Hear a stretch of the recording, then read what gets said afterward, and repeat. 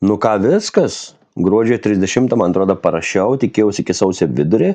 Sausio 24 šiandien išsiunčiau paskutinius gyvus daiktus ir augalus ir šiandien pasiims paskutinės krevetikės.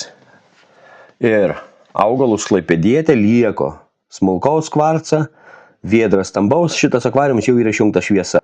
Tada lieka kubas, kurį sau pasilieku. Lieka kubas, kuris dabar atrodo pustušis, kurį palieku tėvams. O dabar pašėriau krevetę supuolę. Lieka visokie siurbliai, šildytuvai, šėryklas, prie to dar yra CO2, išorinis siurblys ir toliau, bet jie gali gulėti garaže, valgyti neprašo, nenumirs. Ir iš visų papildomų indų lieka viena nebaigta išskabyti orinės formos dėžė su samanom, raudonom Vietnam rotalam, hidiočiais, ten net anubis yra.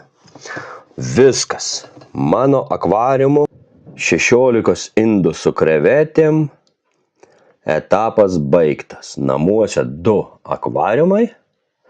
Vienam tik krevetės, kitam krevetės ir žuvis.